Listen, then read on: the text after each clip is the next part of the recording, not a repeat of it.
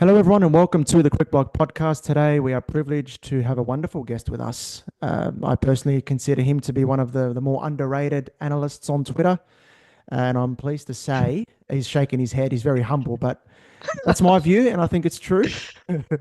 And look, I'm very privileged and lucky to have him as a contributor to the website cricblog.net. For a good few years now, he's written a number of fantastic articles for the site. He's a passionate RCB fan, which we'll mostly talk about in this interview today. Sparsh Telang at _cricket Sparsh on Twitter and Cricket with Sparsh on YouTube. Welcome to the CricBlog Podcast. Thank Welcome, you, Chapel. Sparsh. Thank you. Thank you, Nash. I think we planned this a few times earlier as well, but Yes, we it did have. not work out for whatever reason. And yeah, I'm very happy to be here finally on the CricBlog podcast, and always good chatting cricket. Absolutely. Awesome. So like Shabel said, you are a passionate RCB fan. But before that, I want to get your thoughts on your journey with cricket. Where did the relationship start with the sport? Okay, so now that's a bit interesting because most of the people in my family do not watch cricket. So Wow. I'm this odd one out who just happens to be, so deeply fond with the game. My earliest memory of the sport would be the 2011 World Cup. So I was what, 6 years old, 7 years old then? Wow. Yep. And we had recently moved back from the UK. So I was based out of UK for 3.5, 4 years when I was quite young. And we recently came back to India and the World Cup was going on. India versus England. And I was roaming around telling everyone that I'm supporting England because I had come back from the UK. But deep down, I realized, nahi yaar, I am an Indian fan, and that's my earliest memory watching the game. And then Nice. I proceeded. I even joined cricket coaching. As every young Indian boy aspires to play for India, I too did once. But then I realized ki it's not that easy, and and that's when I just diverted to the analytical part of the game. And now it's been a few years that I'm in this domain. Yeah. And Fantastic, what a match that was, India versus England. Just let me point out one of the best one day games I Classics. have ever watched. Yeah, one of the Absolutely. classics. Absolutely. Classic. In terms of RCB now, we're in the middle of IPL. Um, you know, 4 wins away from home, 3 losses at home. They fought hard yesterday from very difficult positions. But why do you think that's been so different? Why have they been so good away from home, and why have they struggled so much at home, do you think? See, I'm not too sure about that. I mean, one big factor is that they have lost the toss all three times at home, and they have batted first. And Mm, the decks have not exactly been very conducive for batting. There has been yeah, something in it for seamers, especially that 8 meter length, where you bowl into the pitch. We saw it last season as well, where Cameron Green was playing that role for RCB, bowling it into the pitch in the middle overs, and he was getting some help off the surface as well. So batting first has been one reason. So I mean, you can't do much about that. And what happens while batting first is, I mean, given the historical data of the Chinnaswamy and all those things, mm, you you you end up pushing a bit too hard, and in the yeah, process, you end up losing too many wickets. And I think that's what has happened with RCB. And luckily, Tim David has come to the rescue towards the end of the innings. He has been fantastic. MI fans, I'm not too sure why they hate Tim David, but yeah, I mean, I've always liked him. So yeah. yeah, I Uh, mean, I think that has been one big reason. And apart from that, I honestly am not too sure. I mean, it might be yeah, random as well. It's just a sample of 3 games. So Yeah. yeah, let's see how they proceed in the season. no fair reasons. So halfway through the season, and what have you made of the season so far? Let's focus on the positives here. What has impressed you the most? For RCB, the bowling. I was looking at the data, and I think they are the second most economical unit after KKR. I mean, there are just two teams who have conceded runs at an economy of under 9. One is KKR and one is RCB. So the bowling, and specifically the new bowling, I think that's RCB's Yeah, strength as well. They have Bhuvi, Dayal, and Hazelwood. All three are top class new bowlers, and that's been their strength as well. So the bowling, and specifically new bowling is what I would say has been the topmost positive for Would you RCB. say would you say the plan to have Bhuvneshwar Kumar and Hazelwood together has worked out well, and would it keep on working? And would you like this combination, not only for this season, but maybe a couple of more seasons to stay? Tough one because Bhuvi has declined. There is Yep. there are no two Yeah. questions about that. He still is quite economical in the power play, but that wicket taking nous which you generally associate with Bhuvi, that has gone missing since the past couple of seasons. So will he continue delivering in the power play, even in the seasons Yeah. ahead? I'm not too sure because he doesn't play a lot of cricket outside the IPL and I think a few Yep. games for UP in domestics. But apart from that, I'm not too sure how much he plays. So if he, Yeah. whether he is able to carry it forward in the next couple of seasons, I'm not too sure. But for this season, I think RCB they have done quite well. I mean, they have built a fine bowling attack. Middle over spin is a bit of a concern where Suyash Sharma particularly has been struggling, to maintain the consistency across the 4 overs in his spell. But otherwise, I'm quite happy with the way they have come up together. Yeah, I think And the spinners have been all right because I thought that was a big area of concern for ICB before the season. But Krunal's been quite good, and Suyash has got improvement in him, but I don't think it's all bad, as you've said. and you we touched on Hazelwood as well earlier. Look, I'm a big fan. I am a big fan of the bowler, the player. When he's playing for Australia, like especially against India, I hate it, but he's a machine, no doubt about it. And He is. about according to you, when you got Hazelwood in RCB, what were your thoughts then, and what are your thoughts now, halfway through the season? How has he specifically played a role in shaping what RCB has done? Massive role. I think he is the spearhead of the attack, and as of now, he is the joint highest wicket taker as well, if I'm Yep. not wrong. So, Yep. I mean, I was quite happy with that acquisition because there are very few bowlers who can bowl in all three phases of the game, as well as someone like a Hazelwood does. As far as I am concerned, after Jasprit Bumrah, if there is the best all format bowler, I think Hazelwood would rank Yeah, quite high on that list. it's a fair So shout. very happy with that acquisition, and he has delivered as well, no doubt. Yeah, and I think Shabel, we spoke about this a couple of episodes ago as well. Is like, as a captain, if you're Rajat Patidar and if you see you have to throw the ball to someone, the new ball, Yeah, and you that see was Hazelwood, yeah. that is a bit That was the it does a case lot to your mindset. yesterday in that Punjab game, wasn't it? They needed a Yep. couple of wickets. The game was getting away from them, and he gets 2 wickets in the over. So, and just the bounce he's been generating this season on all pitches has been incredible. He's been getting guys out with that top of the stumps bounce, the top of the stumps length, but he's still getting that ball to rear up. How many times he's caught the top half of the bat this season, Hazelwood? Yeah, he's bowling beautifully, and I hope he continues it because I see people leaving him out of the World Test Championship final team. I don't Oh see how God. you can. I know Scott Boland has been Really, I amazing haven't seen that argument anyway. Like, what's the argument? Like, what for? because Scott you got to fit Scott Boland in. Come on. So but Come for on. me, you've got to have Hazelwood there, right? And he's showing why. And Sparsh makes a great point about 3 format bowler, and Yep. spot on. If there's no Bumrah, Hazelwood is the top all format bowler in the world, I think. In terms of key areas for improvement for RCB, so we talk about RCB getting over the line, winning a maiden title in the men's IPL. What do you think of some of the key areas they've got to get right and improve on? As of now, going back to the same thing, start winning at home, very important. And That's for true. that to happen, Yeah. start winning the toss at home. But you can't do much about that. Apart from Do that, they have to go as hard batting first, given the conditions at the Chinnaswamy this season, perhaps? Because you look at historically, you need the big scores, but maybe could you afford to rein it back a bit and sort of set up a platform a little bit more? that's where the issue has come. I mean, they haven't been able to assess the conditions perfectly, Yeah. and that's what happens batting first. I think they have played on 3 different pitches so far.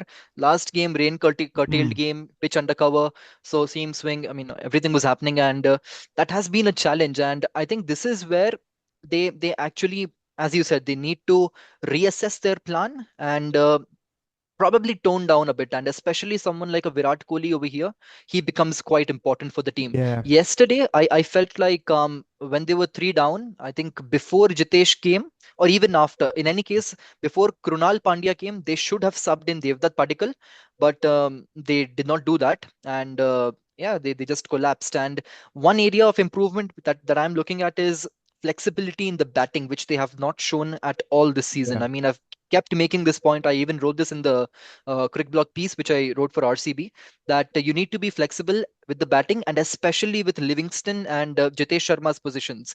There have been a number of occasions where spinners are still operating. It's still quite early in the game, and you have sent in Liam Livingston, and he hasn't been able to make that impact. A simple swap of Jitesh and Livingston could benefit both of them, Yeah, given yeah. given their respective strengths and weaknesses. And that's one area where I feel they haven't shown any kind of flexibility at all, and that's one thing which they must improve.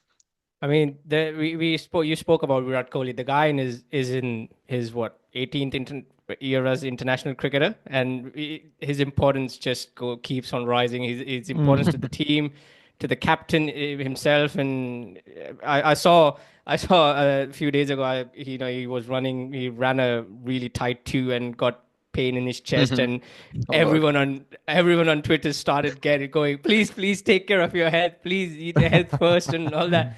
It's just mind-boggling that his importance to the unit, to RCB and to India both. I mean, it's just there's not enough words to put that in a proper statement. But going what you said about Livingston, would you persist with Livingston for the time being, or would you give someone like a Bethel, a chance?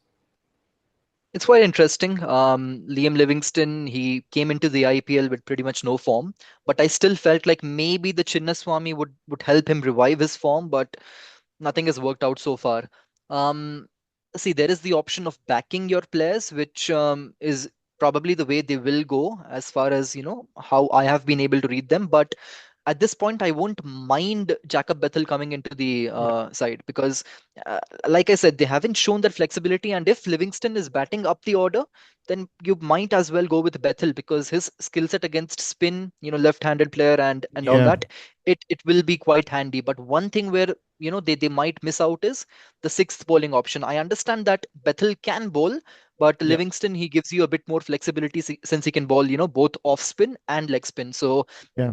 that's one thing. And I posted this on my X as well yesterday, and some people responded with another idea that they can probably bring in Romario Shepherd for Livingston, Yep. which I felt was quite interesting, because Tim David's present form, it allows him to bat at number 6, and then you can have Shepherd and Krunal Pandya. I still am skeptical about that, because I'm not too sure how valuable Romario's bowling is, especially at Chinnaswamy, since he does not exactly hit the deck hard. He isn't a very tall man, Yeah. and all that. So I mean, it's interesting. I mean, they can go either way, and I feel it won't be wrong either way. So yeah, let's see what they I do. was just going to ask you that, because I was just going to ask, is whatever you have seen of Bethel for playing for England and domestic, has he impressed you that much to have a place in the team, or would you go with Shepherd? But yeah, you answered that really well, because Shepherd doesn't give you that confidence that that a player should, especially if you're replacing someone like a Livingston. You need a player of similar caliber. But again, on Does Bethel, Livingston inspire confidence though? I don't think Livingston inspires that's a a lot good of question as confidence. So, no, look, it's an interesting one for RCB. They might persist with him more, but as Sparsh said earlier, it's probably the entry point of Livingston that's most important, isn't it? When he comes in, having that flexibility in the batting, spot on. Another area of the batting lineup, Sparsh, is the number 3 position. So, going by your tweets over recent weeks in the IPL, you've spoken about Devdutt Padikkal. You're a supporter of him at number 3. Maybe he doesn't have the runs in this tournament as such, but he's shown more intent. Is that a fair statement? And would you persist with him in that position? Yes, I would. I'm not a supporter of Padikkal at 3. I'm a supporter of Padikkal at 3 from the given options in the squad. Yeah, fair enough. I was quite. Yeah, fair enough. I wanted them to go for a Nihal Vadhera kind of a player, or someone like a Nitish Rana at number 3, since they would fit into the squad perfectly. But out of the given options, you can't help it. I mean, you have to play Padikkal at number 3. As an opener, there is no room, because you can't remove Virat and Salt from there, and you need Yeah. someone over there specifically to hit in spin, left arm spin and wrist spin. And I was looking at Padikkal's numbers before the tournament, and I mentioned this in my CricBlog piece as well. Ki in the UAE versus in India, there is a difference in his strike rates, and especially on good batting venues like Mumbai, Bangalore, Kolkata. Although the sample size is small, the numbers go up even more. So there is some potential over there. He isn't a terrible player, and I think, as you rightly mentioned, Ki, although you know he doesn't have those big 50s, 60s, 70s so far, but he has chipped in with a few impactful knocks, and that's Mm. Yeah. exactly what I Yeah. expect from him, and that's exactly what I think the team expects from him as well.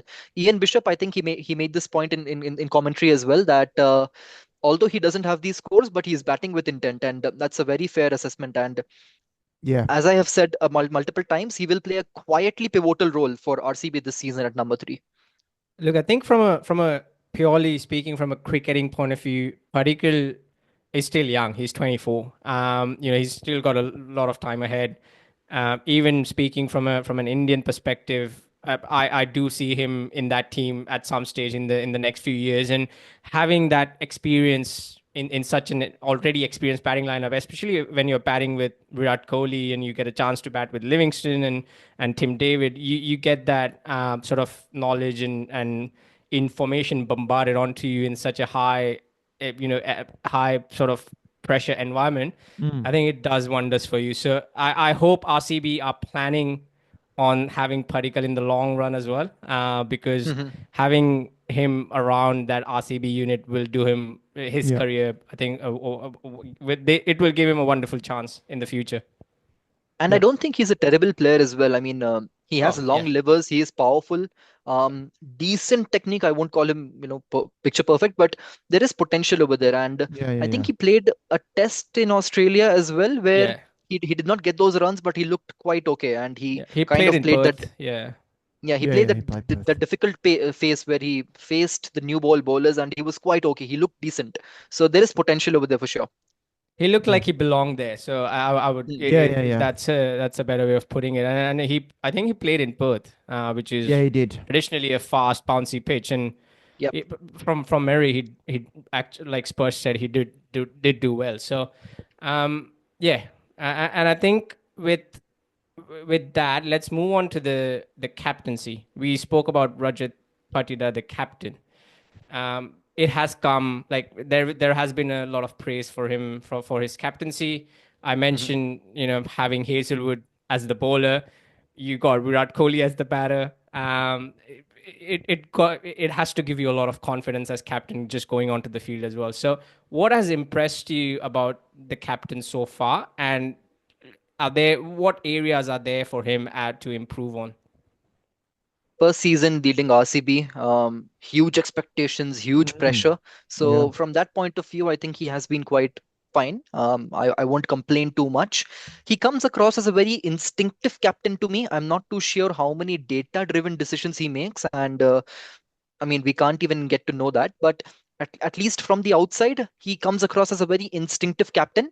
And if there is one area again where I want to see him improve, it's backing this data and making calls like those small things, swapping Livingston and Jitesh Sharma with the ball, bowling changes. I feel field placements, he has been quite good. He has been aggressive, like we saw yesterday as well.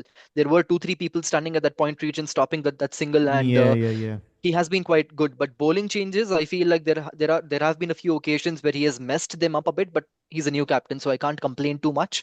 And yeah, let's see how he does. Again, it's just 7 games in. I'm not a very big fan of these captaincy conversations and these discourses, because I don't believe like key captains, they have that big of an effect. It ultimately depends upon how your team is. But I'm quite happy with the way things have gone so far. He's been good. He's been Is good. that is that a dig I at think it's Rohit good. Sharma? Is that a dig at Rohit Sharma? No, no, no, no. Come on. You get yourself into trouble.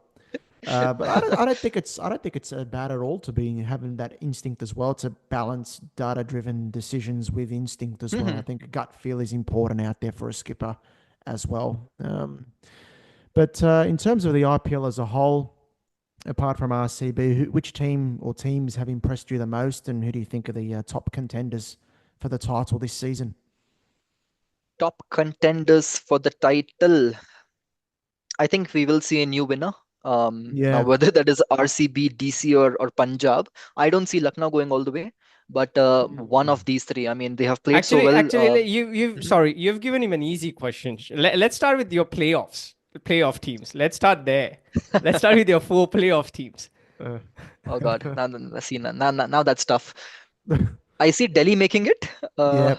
Yep. Punjab should sneak through, and the others are a bit difficult. RCB is in contention for sure. Gujarat, I feel they have overperformed a bit, but I they find agree. themselves in the top half of the table right now. Yep. So that gives them a head start and that helps them. So they are in contention as well. I feel MI can come into picture because they have a good team, solid team, and KKR. So 2 out of these 4, along with DC and Punjab. Nothing And concrete. who's putting their hands on the cup?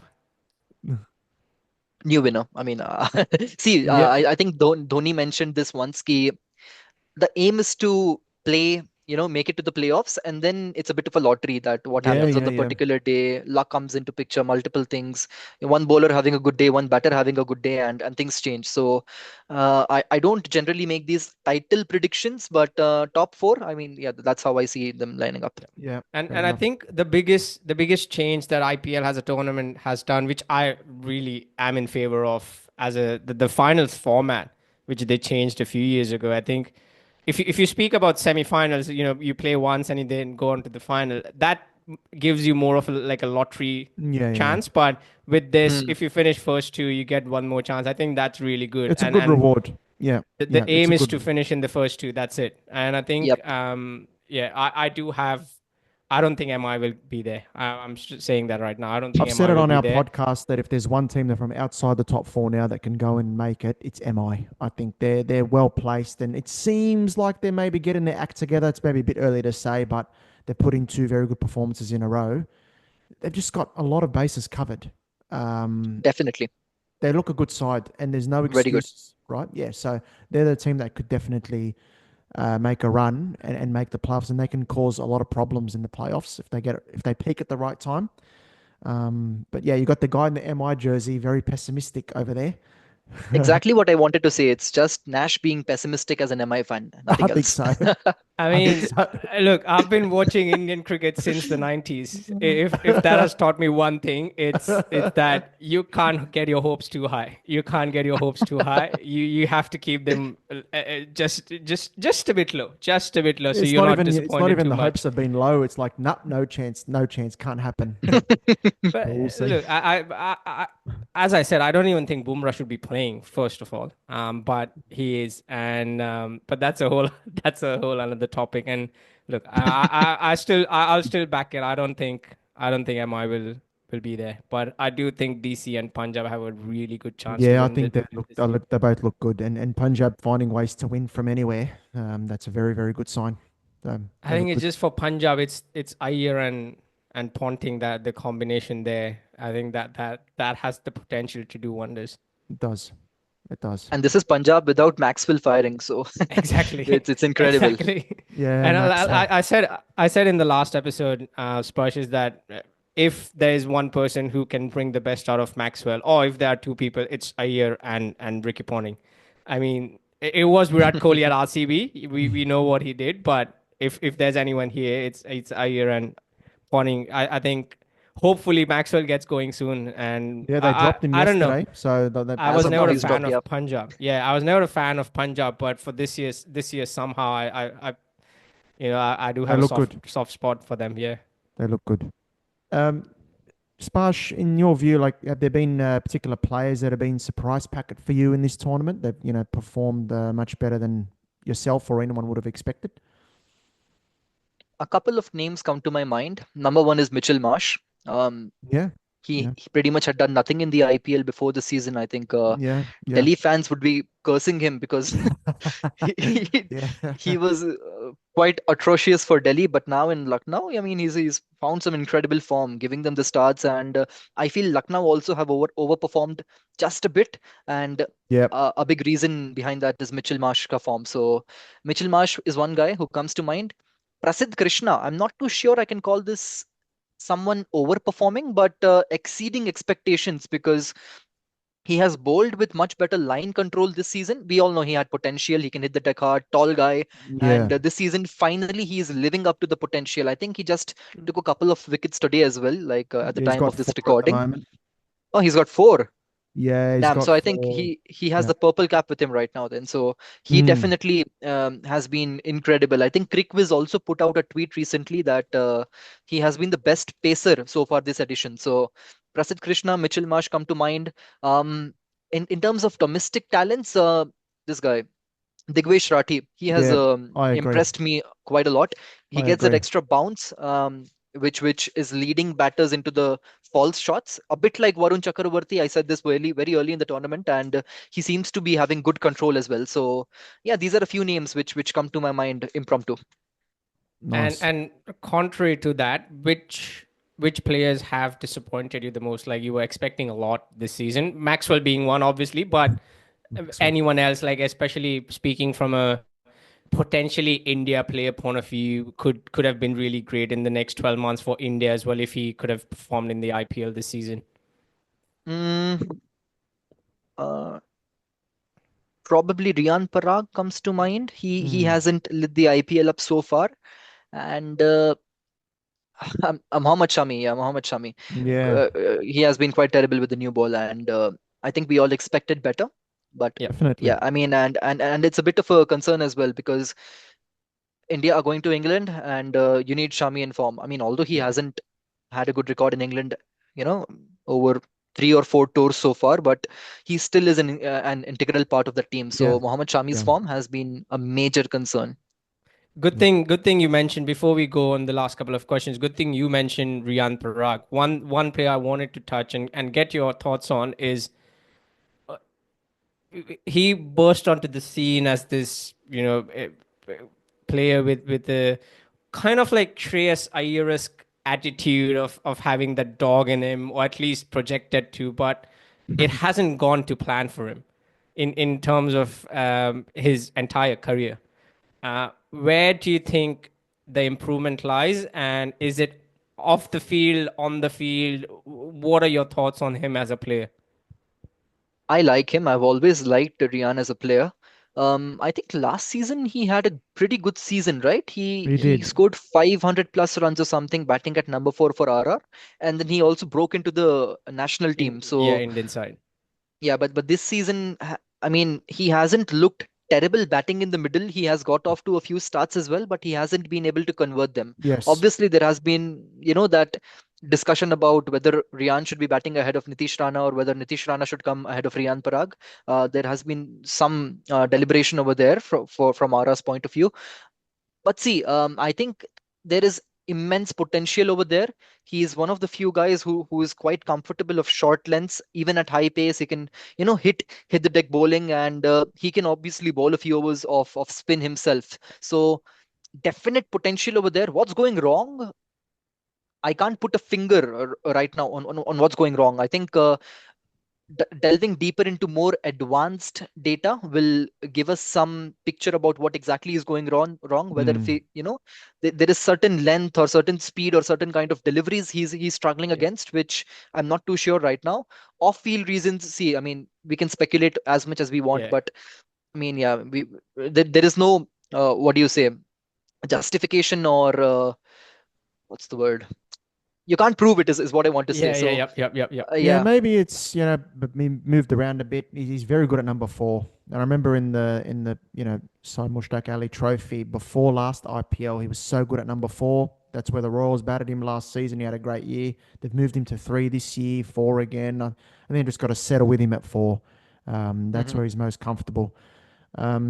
In terms of we'll look at this last question. KL Rahul is having a pretty good season so far, and you're also a big admirer of him. You have been for many years, even during his tough patches. He's a very classy player. Do you think there's an opportunity to get him back into India's T20I team, or is that too much now? Given that India are very stacked in that format nationally. Oh, definitely. I mean, there is so much potential. There is so much talent pool in India. Guys like Rajat Patidar haven't been able to break in yet. The top Mm, order is completely stacked up. You have Abhishek Sharma, Sanju Samson opening, and this was in the absence of Shubman Gill and Yashasvi Yeah. Jaiswal. So once they come back, I think it will be tough even for the likes of Abhishek and Samson to, find a place in the squad. You have guys like Tilak Verma, you have Surya Kumar Yadav, Rinku Singh, Hardik Pandya, Nitish Kumar Reddy. I mean, It's a there are lot. too many names over there. Yeah. But one thing where, the way I see how KL Rahul makes it into the team is as a keeper batter, because Rishabh Pant, he hasn't set the stage on fire in T20s, No. and Sanju Samson, he's opening for RR, whereas KL is batting in the middle order in the Yep. IPL. So I think the top order is sorted for India.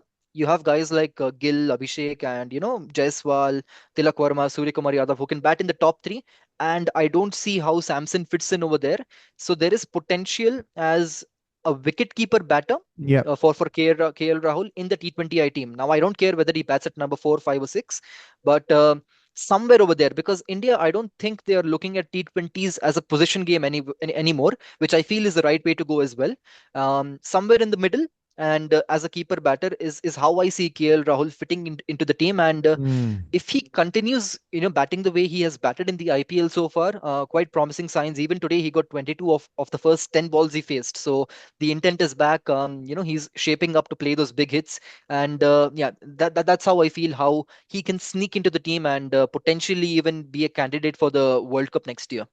Yeah, possibly Yeah. because he's got that new mindset, that renewed mindset, going away from trying to bat deep and all that sort of stuff, and just look to play those impactful knocks. And he's a wonderful player, no doubt about it. He said this before. like, sorry, you go, Sparsh.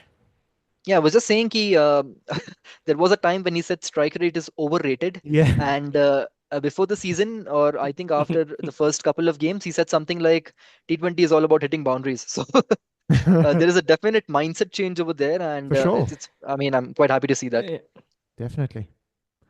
I, All right, I, I thanks. was just going to say that, sorry, after 11 years, like KL made his debut back in 2014, and Hmm. as an Indian fan, it has been just so frustrating watching him play. I mean, we all I can know imagine. the talent, the class, the skill level that he has. In an ideal world, by now he should have been one of the legends of Indian cricket, if not, the one of the best there was. But all three formats, he has the potential to do wonders. But again, like Sparsh said, he still needs to sneak into the Indian team.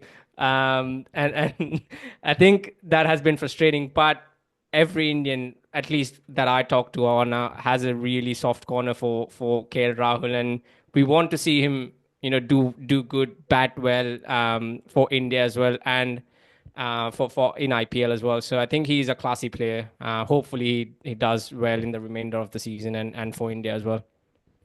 Sure, from an Indian perspective. So wrap it up there. Sparsh, thanks so much for your time today. This was a great chat. I did mention you're very good analytically when it comes to cricket. So, and you've shown that in this interview. Just remind the listeners and the viewers where they can find you.